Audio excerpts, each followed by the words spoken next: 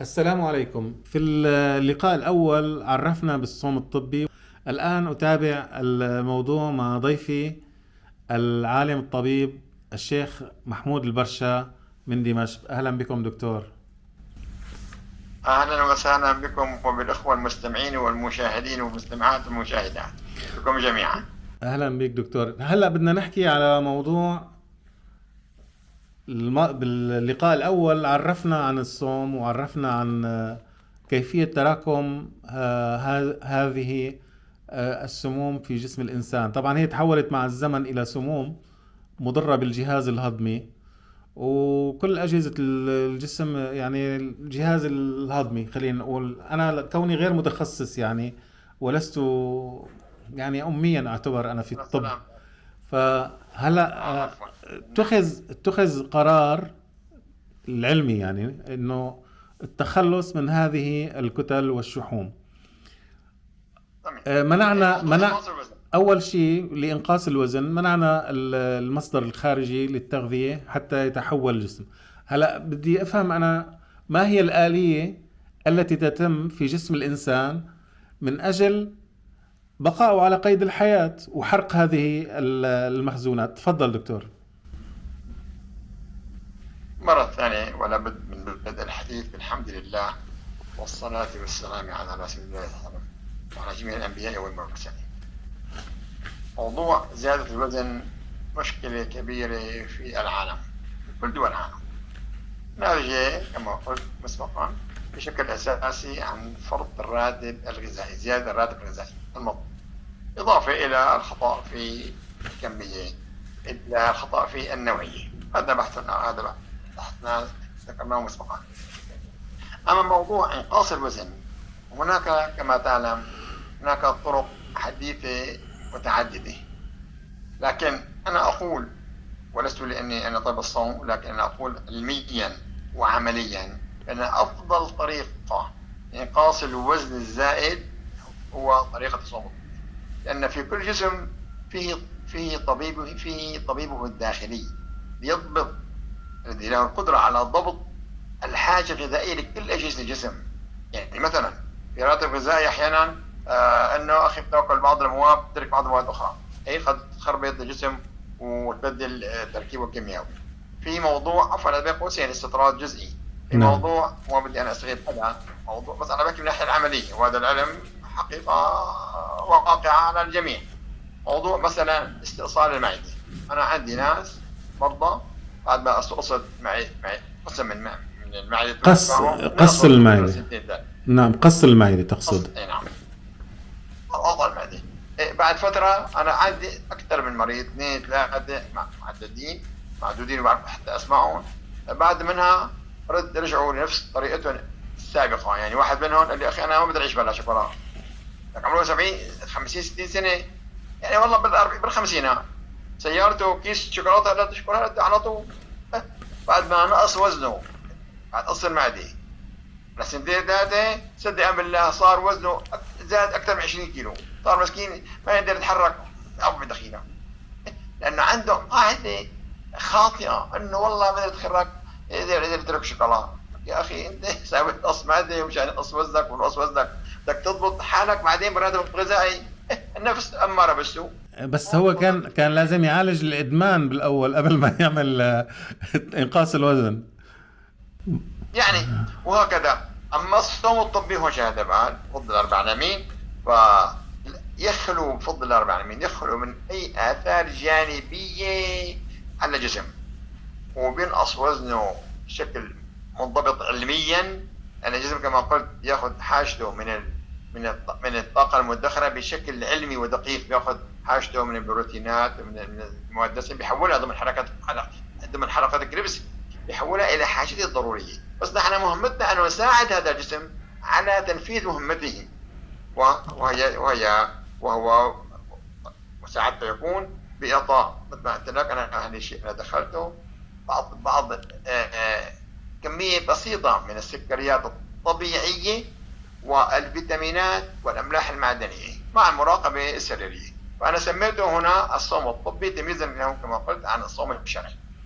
من قوسين، لو أن لو أن المجتمع الإسلامي صام الصوم النبوي الشرعي الصحيح وأفطر الإفطار النبوي، هذه نقطة هامة كبيرة، لكان صوم رمضان لنا جميعا هو صوم طبي. النبي اللهم صل عليه كان يفطر كما يقول سيدنا أنس، كان يفطر على بضع رطبات، فإن لم تكن رطبات فتميرات، فإن لم تكن تميرات فحسوات من الماء.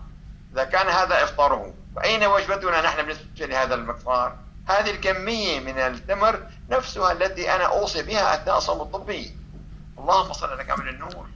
وما ينطق عن الهوى، سلوكه أقواله وأعماله وتقريراته كلها وحي من عند رب العزة. النبي اللهم صل عليه هو متحرك بأمر إلهي، وكل ما يقوله من قول أو عمل أو سنة أو تقرير هو سنة نبوية وتشريع. فيبقى الصوم الطبي هو أفضل طريقة لإنقاص الوزن. طريقة إنقاص الوزن بالصوم الطبي في عنا أول شيء نمنع عنه الوارد الغذائي الخارجي، وصار جسم يستهلك الطاقة المدخرة بالضرورة، ومن هون عم يقوم الكبد بعمليات كيميائية ضخمة كبيرة في تحويل المواد الدسمة إلى مصدر للطاقة تستهلك العضلات هلا هذه الآلية تحتاج إلى أجهزة سليمة في الجسم. يعني مثلا لو كان الإنسان بده يصوم مريض في الأذية، عنده أذية كبدية، ما بصير صومه لأنه ما بده يتحمل هذا العبء الكيميائي الكبير. أذية كبدية كلوية ما بصير، أذية قلبية ما بصير. ومن هون من أول بين قوسين بشكل مبدئي إنه الصوم الطبي يطبق ضمن رأي الطبيب الأخصائي بالصوم الطبي مع المراقبة والمتابعة. طبعا في تحليلات وفحص سريري كامل حتى تجيز له أو تسمح له إنه يصوم. أكيد طبعا هذا شيء طبيعي. بعد ندخل في أول شيء قبل بدء بالصوم في عنا التحاليل، بعدين قبل هي وهي في عنا هل يناسب الصوم أم لا يناسبه، حالات مرضية ما بيناسبها. يعني في أشياء تفصيلية كثيرة. بين قوسين العلمية مثلا تحت 20 سنة ما بصير حدا يصوم صوم طبي. ليش؟ لأنه الأجهزة لم تكتمل بعد، فأنا ما بصوم حدا تحت 20 سنة قبل الواحدة. بالإضافة إلى الحالات المرضية اللي حكيناها الأذيات. بعدين بعد مثلا 70-75 سنة كمان الصوم الطبي فيه صعوبة لأنه الأجهزة تكون تعبت. لابد من ضوابط علمية دقيقة حتى نطبق صوم الطبي. طيب دكتور، نحن بدنا هلأ نرجع لآلية عمل جسم الإنسان أثناء الصوم الطبي. كيف تتم هذه العملية الكيميائية؟ العملية تتم بأنه الكبد هو المعمل الكيميائي في جسم الإنسان، معروف هذا الطب الحديث.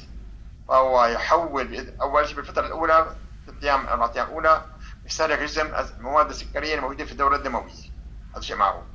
بعد منها بقى الجسم يبدأ يحول يبدأ الكبد تحويل المواد الدسمة إلى مواد صالحة للاستهلاك وتقديم الطاقة لبقية الجسم والعضلات وما إلى ذلك. بهذه العملية يبدأ الجسم بقى مع ممارسة الرياضة والمتابعة والنشاط وشبه طبعا مع البرنامج العلمي في الصوم الطبي تبدأ عملية نقص الوزن. منعنا عنه الوارد الخارجي، قدمنا الجسم الراتب الغذائي من الداخل. ومن هون بيأتي سلامة الصوم الطبي، لأنه يأخذ حاجته، الأجهزة كلها بتأخذ حاجتها ضمن مقادير دقيقة جدا عبر الأجهزة، عبر الكبد الكيميائي في هذا الموضوع. مع المتابعة طبعا قد تطرأ معنا حوادث كثيرة. مثلا تعب نزل ضغطه، نعطيه مواد يرفع له ضغطه أثناء الصيام. مثلا لو فرضنا صار معه وهن، صار معه كذا، كله هي نحن ممكن نتابعها مع الصائم بحيث نتغلب على الطوارئ التي قد تتم. لكن بقى بشكل عام ضمن الضوابط العلمية الدقيقة مع عمره، التحاليل الدموية صحيحة، بفضل الله بيتم الصوم الطبي إن شاء الله بشكل سليم وخالي من المشاكل. هلا بعد ما يصل الوزن، الصوم الطبي قوسين الصوم الطبي يضمن للإنسان إنقاص وزنه، لكن عليه بعد الصوم الطبي بقى أن يضبط راتبه الغذائي. نعم. يعني بعد الصوم الطبي راحت علي الاكله ركبت والله بدي اعوضها، راح عليك قال له اكلت حفاتي. انا يعني إذا عاد إلى العادات الغذائية القديمة، سوف يعود الوزن كما كان.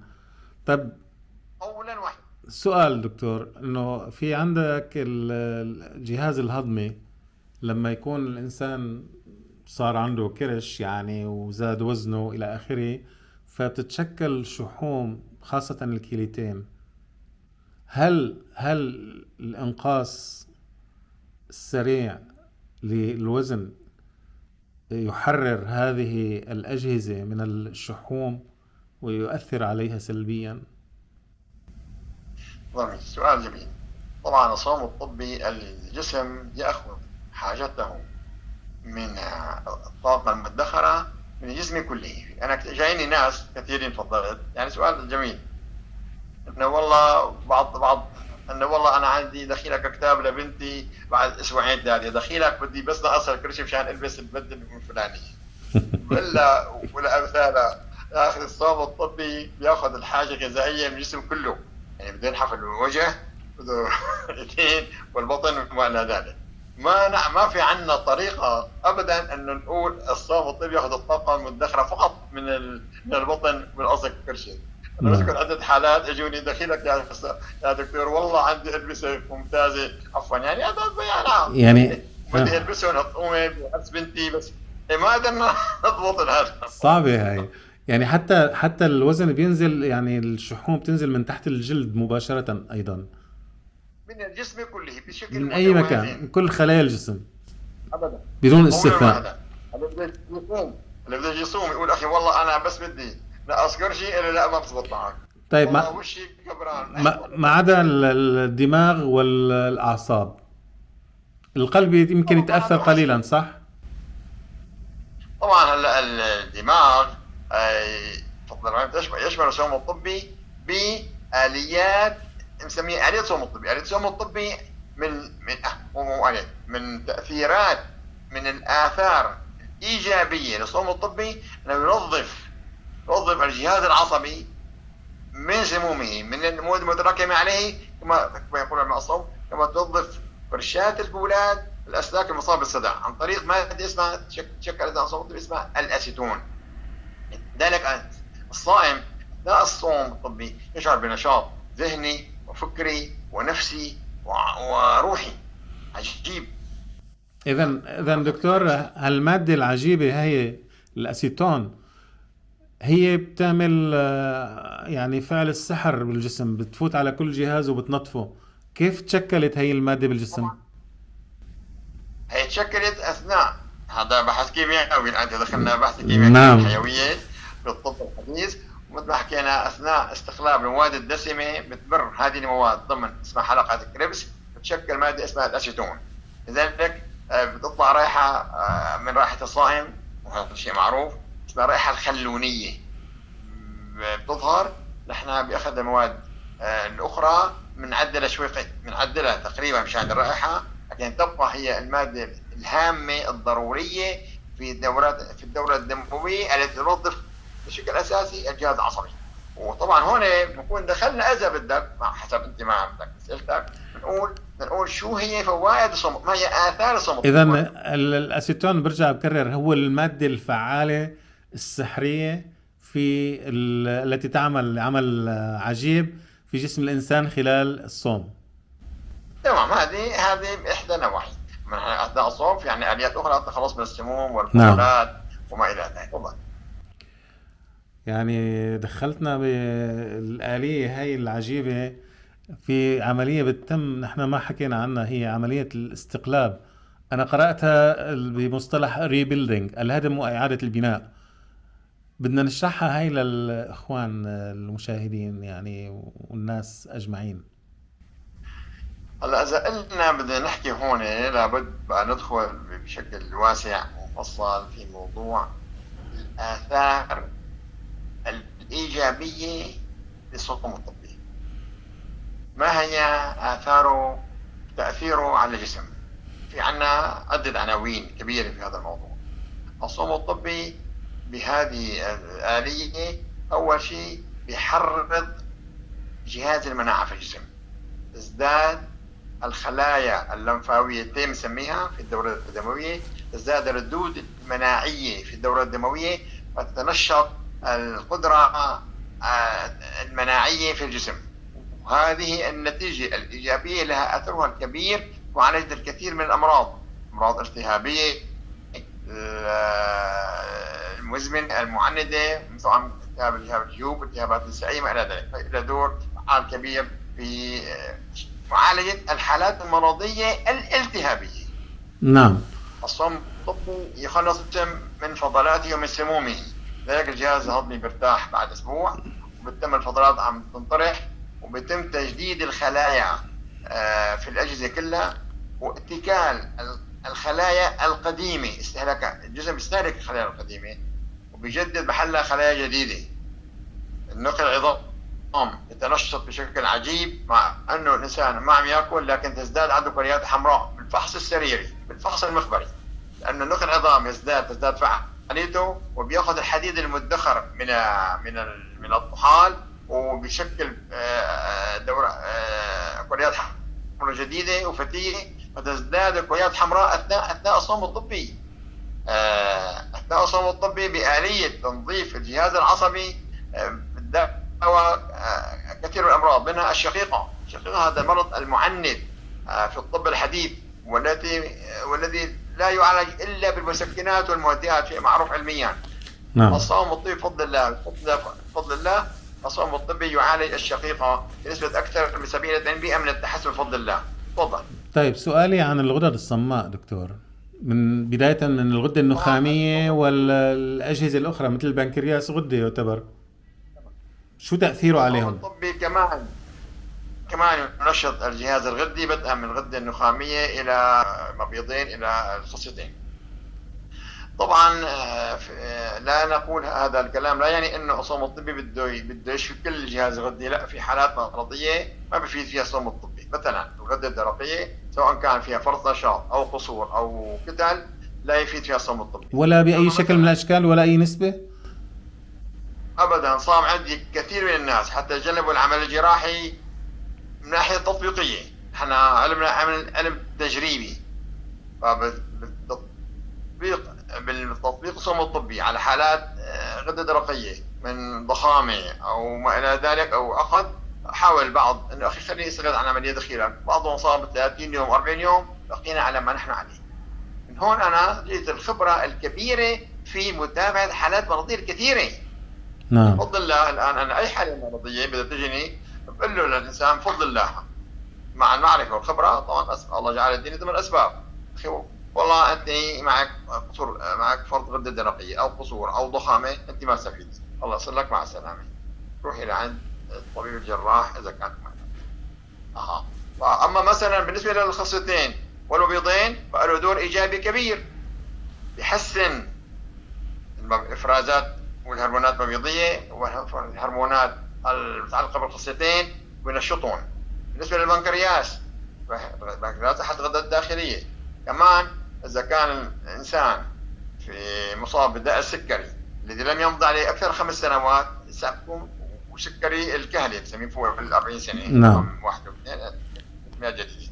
إذا كان بالمناسبة المريض السكري تحت 40 سنة اللي بياخذ أنسولين ما في له صوم طبي، لأن البنكرياس بتكون تعبانة على الآخر. يعني تكون الخلية منتهية، خلية البنكرياس، غدة البنكرياس يعني ما هو أكثر من هيك. طيب بدي أسألك سؤال قبل ما نختم هذا اللقاء الثاني عن تليف الرحم، هل يفيد الصوم الطبي فيه؟ تليف الرحم كمان هو عبارة عن تشكل كتلة ورمية داخل الرحم. هذه الكتلة اللحمية ما بياكلها الصوم الطبي، وصام كثير من الناس بقول لك يعني القصة انه ظريفة، انه انا عندي حالات كثيرة. نعم.